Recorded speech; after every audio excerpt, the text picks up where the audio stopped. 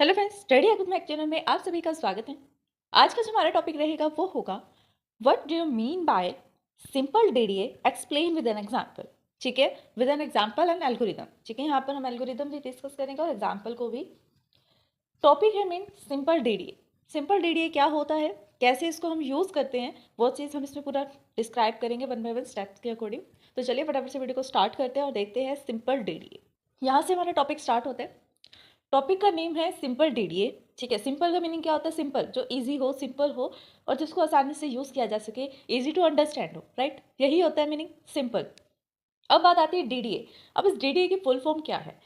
DDA की full form होती है डिजिटल डिफरेंशियल एनालाइजर। क्या फुल फॉर्म होती है डीडीए की? Digital differential analyser. यानी कि ऐसा डिजिटल एनालाइजर जो क्या करेगा, डिफरेंशियल इक्वेशन को एनालाइज करेगा या जनरेट करके देगा, आप ये बोल सकते हैं। ठीक है, तो सिंपल डीडीए, डीडीए की यहाँ पर फुल फॉर्म ये है, and which choose a line length estimate is equals to the layer of larger of magnitude delta x and delta y is a unit of magnitude। यानी कि ये क्या कह रहे हैं, सबसे सिंपल बात है। देखो, उसने बोला है कि सिंपल डीडीए में जो ये सिंपल डीडीए मेथड है, इसके अंदर हम करते क्या हैं, क्या करना होता है, हमें क्या स्टेप होता है इसमें। तो वो बता रहे हैं कि we choose a line length. यहाँ पर हम एक लाइन की लेंथ को चूज करते हैं। कैसे चूज करेंगे? Estimate is equals to larger magnitude of delta x and delta Y.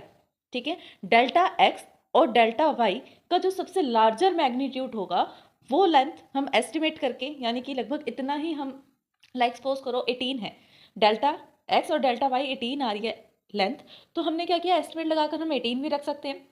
उसके अलावा हम इसको 17, 15, 16 या फिर 19, 20 इस तरह से भी रख सकते हैं। तो हमें एस्टिमेट लगाना है। एग्जैक्ट तो हम डायरेक्टली नहीं बता सकते, कोई भी एग्जैक्ट कैसे बताएगा, डायरेक्टली नहीं बता सकता। तो हम यहाँ पर एस्टिमेट लगाकर चलते हैं कि अगर डेल्टा एक्स डेल्टा वाई की लेंथ, उसका मैग्नीट्यूड इतना आ रहा है, तो सबसे लार्जर वाला जो लाइन रहेगा उसकी लेंथ क्या होगी, जितना इनका मैग्नीट्यूड है उसके एस्टिमेट लगाकर ही हम लाइन की लेंथ का एस्टिमेट बताते हैं। ये समझ में आया?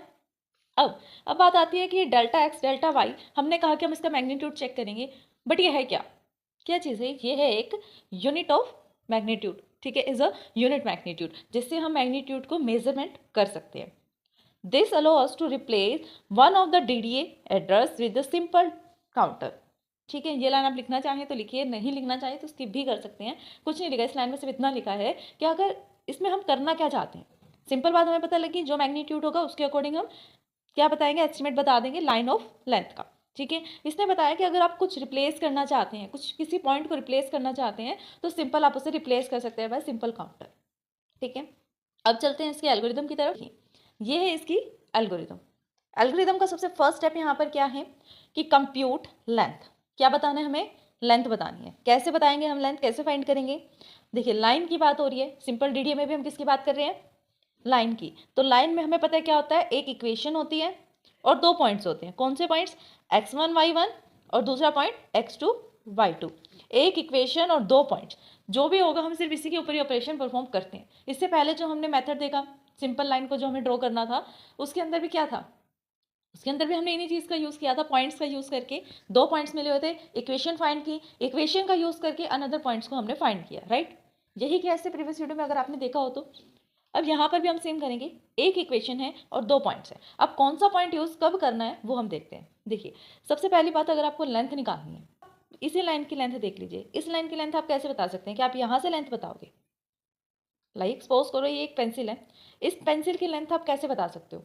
यहाँ से लेंथ बताओगे कि ये कितनी बॉटम पे आ रहा है? नहीं ना, ये कितनी हाइट पे आ रहा है, बॉटम से लेकर इस पेंसिल की हाइट कितनी है, ये वाला पॉइंट आप बताओगे कि ये पॉइंट क्या आ रहा है। राइट, वैसे इस लाइन के लिए ये पॉइंट तो नहीं बताओगे क्योंकि बॉटम पॉइंट है, आप ये पॉइंट बताओगे कि ये किस लाइन तक आ रहा है, इस पॉइंट पर कितना नंबर है। राइट, तो आपने कौन से वाला पॉइंट यूज़ किया? एंड पॉइंट, जिसे हम अप पॉइंट भी बोलते हैं। तो एंड पॉइंट पर आप कौन सी वैल्यूज यूज़ करते हो? 2 वाली। इसलिए आपने क्या किया, यहाँ से इसको माइनस करेंगे। कैसे करेंगे? देखिए, अगर आपको लेंथ फाइंड आउट करनी है तो लेंथ फाइंड करने के लिए आपको एब्स्ट्रैक्ट वैल्यू चाहिए, यानी कि एब्स्ट्रैक्ट वैल्यू किसकी? x2 माइनस x1 की। सबसे पहले आप x2 में से x1 को माइनस कीजिए, उसकी एब्स्ट्रैक्ट वैल्यू फाइंड कीजिए, और वो वैल्यू आप किस में जाएगी? लेंथ नाम के वेरिएबल में जाएगी। समझ में आया? नेक्स्ट स्टेप पे चले। देखिए, अब नेक्स्ट स्टेप पर आपने क्या किया, फर्स्ट स्टेप पर आपने x के कोऑर्डिनेट्स का यूज़ किया, सेकेंड स्टेप पर आप y के कोऑर्डिनेट्स का यूज़ करोगे। x के कोऑर्डिनेट यूज़ हुए लेंथ फाइंड आउट करने के लिए कि लेंथ कितनी ज़्यादा है।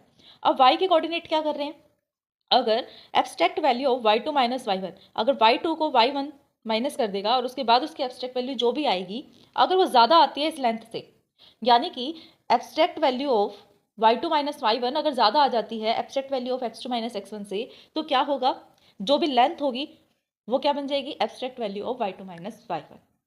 समझ में आया?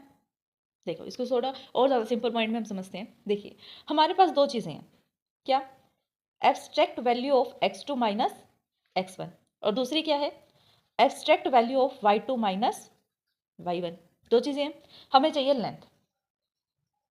सिंपल बात क्या है, सबसे फर्स्ट स्टेप पर आप आएंगे और जो भी इसकी वैल्यू आएगी वो आप लेंथ को इनिशियलाइज कर देंगे। ये हुआ फर्स्ट स्टेप, यानी कि ये तो था डायरेक्टली स्टेप, आपने डायरेक्ट स्टेप कर लिया। अब यहाँ पर ना इफ की कंडीशन लगी हुई है, if this then this and else this then this. ठीक है, इफ कंडीशन में क्या है, अगर अगर ये वाली वैल्यू ग्रेटर आ जाती है इस वैल्यू से तो क्या होगा, तो लेंथ बन जाएगा ये। अगर ये वाली वैल्यू ग्रेटर हो जाती है तो लेंथ सेम रहेगी। समझ में आई बात? अगर abstract value of y2 minus y1 greater हो जाती है abstract value of x2 minus x1 से, तो लेंथ को हम चेंज करके ये वाला जो भी यहाँ पर से हमें लेंथ मिलेगी वो असाइन कर देंगे, अदरवाइज सेम रहेगी। समझ में आ गया? ठीक है जी। अब चलते हैं हम स्टेप नंबर 3 पे। स्टेप नंबर 3 पर आपको क्या करना है, एक आपने वेरिएबल लेना है x इंक्रीमेंट। क्या वेरिएबल लेना है, x इंक्रीमेंट नाम से वेरिएबल लेना है और उसके अंदर क्या वैल्यू आप फाइंड करोगे, x2 minus x1 divided by length, x2 minus x1 divided by length and y2 एक y इंक्रीमेंट नाम से वेरिएबल है, उसके अंदर y2 minus y1 divide by length, जो भी वैल्यू आएगी वो इन वेरिएबल्स में असाइन हो जाएगी। x2 minus x1 divide by length करोगे तो वैल्यू किसको मिलेगी, x इंक्रीमेंट को। अगर y2 minus y1 divide by length करोगे तो किसको मिलेगी वैल्यू, y इंक्रीमेंट को। नेक्स्ट स्टेप आता है स्टेप नंबर 4। फोर्थ स्टेप पर आपने क्या करना है, x एंड y जो आपके एक्चुअल में वेरिएबल्स हैं जिनका यूज करके आप पॉइंट्स निकालते हो, करना क्या है उन वैल्यूज में, एक्स एंड वाई की जो वैल्यूज आपको एक्चुअल में चाहिए पॉइंट्स निकालने के लिए, उसकी वैल्यू कैसे फाइंड करोगे, x1 में 0.5 ऐड कर दो, y1 में 0.5 ऐड कर दो। नेक्स्ट स्टेप पर i इज इक्वल्स टू 1 कर दो। फिर क्या करोगे, उससे नेक्स्ट स्टेप पर आपको प्लॉटिंग करनी है, truncate value of x and truncate value of y। Like यहाँ पर आपने अभी पॉइंट्स को ऐड किया ना, हो सकता है यहाँ पे फ्लोटिंग पॉइंट आ जाए, इसलिए आपको ट्रंकेट यानी सिर्फ इंटीजर पॉइंट्स को यहाँ पर शो करना है। कौन से पॉइंट प्लॉट होंगे यहाँ पर, सिर्फ इंटीजर। लाइक सपोज करो यहाँ पर 2.5 और यहाँ पर 4.5 आपकी वैल्यू आ गई, सपोज कुछ नहीं पता हमें क्या वैल्यू आएगी, बट अगर ये वैल्यूज आ गई तो यहाँ पर जो आप वैल्यू प्लॉट करेंगे वो वैल्यू होगी 2 and 4। ठीक है, नेक्स्ट स्टेप पे चलिए। नेक्स्ट स्टेप पर एक्स एंड वाई की वैल्यू कैसे निकालोगे, x plus x increment, x के अंदर कौन सी वैल्यू डालनी है, x plus x increment and y के अंदर वाई प्लस वाई इंक्रीमेंट। देखो कुछ भी नहीं है, स्टेप्स में कुछ भी मुश्किल नहीं है, बट आपको स्टेप का सीक्वेंस याद रखना है। स्टेप बाय स्टेप एल्गोरिदम का मतलब ही क्या होता है, स्टेप बाय स्टेप उसके सीक्वेंस को, उसके स्टेप्स को लर्न करना, तभी एल्गोरिदम काम करेगी। उसके सारे स्टेप जो प्री डिफाइंडेड है, यानी कि पहले से ही ऑर्गेनाइज किया गया है हर एक स्टेप को कि किस स्टेप के बाद कौन सा स्टेप आना चाहिए, तो आपको भी वैसे ही एग्जाम में लिखना होगा। देखो अभी आप समझ रहे हो, कुछ भी मुश्किल लग रहा है, नहीं लग रहा। अच्छा इसमें प्लस 0.5 प्लस करना है, इसमें एक्स इंक्रीमेंट प्लस करना है, वाई इंक्रीमेंट प्लस करना है, प्लॉट करना है, कुछ मुश्किल है नहीं है। लेकिन जब आप लर्न करने लगते हो तो भूल जाते हो। तो इसका सिंपल सा एक यही ट्रिक है कि आप जितनी बार इसे देख रहे हैं समझिए और साथ साथ लिखिए, जितनी बार आपने इसको समझा उतनी बार लिखिए। देख अभी आप समझ रहे हो, साथ साथ लिखो, उसको पढ़ो, आप सोचोगे हाँ समझ में आ गया, फिर उसको बिना देखे लिखो, फिर एक बार और लिखो। कभी ना कभी तो ऐसा होगा ना कि गलतियां नहीं निकलेगी, डायरेक्टली आप सही लिखोगे, उसके बाद एक बार और लिख के देन आप बोल सकते हो कि हाँ मुझे ये एल्गोरिदम आती है। ठीक है, तो एल्गोरिदम लर्न करने का सिंपल तरीका यही है, बट करो समझ के। ठीक है, ये स्टेप पर हमने देखा। अब 8 स्टेप पर आते हैं, i is equals to i plus 1 कर देंगे एंड 9 स्टेप पर हम क्या करेंगे, इफ अगर i की वैल्यू लेस देन या इक्वल आ जाती है लेंथ के, तो हम स्टेप नंबर किस पे चले जाएंगे, स्टेप नंबर 6 पे चले जाएंगे। यानी कि इस स्टेप पे अगर i की वैल्यू लेस देन या इक्वल आ जाती है लेंथ के, तो हम प्लॉट कर देंगे उस पॉइंट को, देन स्टॉप। ठीक है, अब देखिए इस एल्गोरिदम को इतना बड़ा हम लिख रहे हैं, लिखना पड़ेगा, एल्गोरिदम है। अगर क्वेश्चन में उसने पूछ लिया ना कि एल्गोरिदम लिखो, तो आपको लिखनी पड़ेगी, नो अदर चांस। बट अगर उसने आपको एक एग्जाम्पल दिया है, उस एग्जाम्पल को आपको सोल्व करना है, तो सिंपल आप ट्रिक का यूज कर सकते हैं। क्या ट्रिक यूज कर सकते हैं, इसके लिए एक शॉर्टकट रूल है।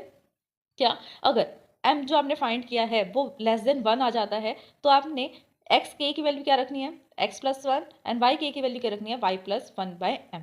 यानी कि m क्या है यहाँ पर, लेंथ है, एंड x की जो भी x y z यानी कि x k की वैल्यू कुछ भी हो सकती है, x1 क्या है, x2 क्या है, x3 क्या है, इस तरह से अलग अलग वैल्यूज को फाइंड करने के लिए। अगर आपको एग्जाम्पल के लिए करना है तो आप ये वाला मेथड यूज कर सकते हैं, स्क्रीनशॉट ले लीजिए इसका। अदरवाइज आपको एल्गोरिथम कंप्लीट लिखना होगा। अगर m की वैल्यू लेस देन 1 आती है तो एक्स के is equals to x plus one and y के is equals to y plus one by m. अगर m की वैल्यू ग्रेटर आ जाती है m से तो एक्स के की value x plus one by m and y के की वैल्यू y प्लस के आनी चाहिए। ठीक है, तो ये क्या है, हमारा शॉर्टकट रूल है। तो फ्रेंड्स, यही था हमारा आज का टॉपिक। आज हमने डिस्कस किया है simple DDA algorithm in computer graphics. I hope कि टॉपिक आपको समझ में आया होगा।